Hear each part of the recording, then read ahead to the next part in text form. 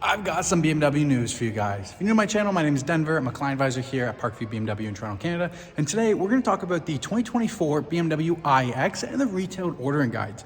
Now, normally this car would start production in July of 2023, but we're actually moving over fast at March. I'm not sure exactly what the update is, but we have several other models switching over from the German factory for 2024 production as of March, and the iX is one of them. So I'm going to walk you guys through the retailed ordering guide, point out what differences I know. The main thing is yeah, there's a price increase, but let's get into that information right now. Okay, so on the first page of the product bulletin, it just lets us know we have 3 battery variants for the iX. They're going to be starting production of March of 2023. Now, the xDrive 40 variant is going to get you about 400 kilometers of range. The M50 is about 500 kilometers of range, and the M60 is actually about 450 kilometers of range, but comes with an increased power and over 800 pound-feet of torque. Moving on to the next page of the product bulletin, we have the base MSRP. Now, the 40 received a $2,010 base MSRP increase, the 50 received a $5,000 base MSRP increase, and the M60 received a $7,250 base MSRP increase. As far as the paint options, it looks like that has stayed the exact same, except for the fact that the Storm Bay Metallic and the Aventurin Red are now $50 more than they were last year. Now, as far as the upholstery goes, I haven't changed anything here. Pricing stays the exact same and all of the options are the exact same. The packages, the dynamic handling package for the 40 and the 50 did increase by $50, and at this moment is currently unavailable to order right away. The premium essential package did increase by $700, and we also had a few items removed. The thermal insulated windshield from last year is now a standard feature, as well as 4-zone climate control. Both of those became standard features, but they did include the head-up display from the enhanced package and dropped it into the essential package. Now, while the enhanced package stayed the exact same except for the fact that it lost the head-up display, it did decrease by $400. The M Sport package did increase by $500 for the 40i. And it looks like on the 50i, the M Sport package is now a standard feature. The Advanced Driver's Assistance package did increase by $500, now $2,500. And then we're going to move into the standalone options, and the ordering guide just starts with the wheels, but we'll skip past the wheels because we're going to show you that later on in the ordering guide.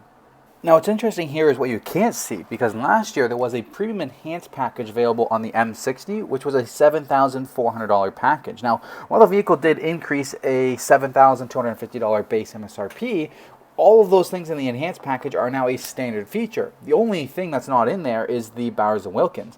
But last year that did include items such as the soft closed doors, heating comfort package in the rear, the interior camera, the iconic sounds, the parking assistant professional, and the BMW driver recorder are now all standard features on the M60. So as far as the standalone features are concerned, the main thing that I found here, glass controls is raised by $50. The 4-zone climate control is a new individual option, no longer part of the package. You can only get the interior camera part of the package now. You can't get it as a standalone feature where you could last year. The laser light headlights did increase by $500. And it looks like the eSIM and gesture control are no longer an option. And it looks like there's a new option, 5AT, Driving Assistant Plus. I'll be completely honest with you, I don't understand 100% what this is. Since they're offering the Advanced Driver's Assistance package for $2,500, now Driving Assistant Plus for $1,500, usually a car won't have this option or have either one or the other option. So I'm thinking that this was going to be active stop and go cruise control up to 60 kilometers per hour, and the Advanced Driver's Assistance package will allow it to go up to 130 kilometers per hour, but I'd have to wait until my official training comes through and we get confirmation from BMW Canada on exactly what that is. Now the ordering guide moves into all the standard features for the 4 different battery variants, so they do vary. Some things that are standard on the M60 are not on the 40 or the 50, and like I mentioned before, a lot of the things that were in the packages last year are now part of the standard features on the vehicle. And then as we come to the end of the ordering guide, we start to move into the different wheel options. So it gives you a look here of what the wheel options look like, what the tire sizes are going to be, what the wheel sizes are, and the tire finishings that are going to be on it. So just like right here, you can either get the 1023M wheels in jet black burnish with performance non-run flat tires or high performance non-run flat tires. So there's different tire variants that you can get on the same wheel.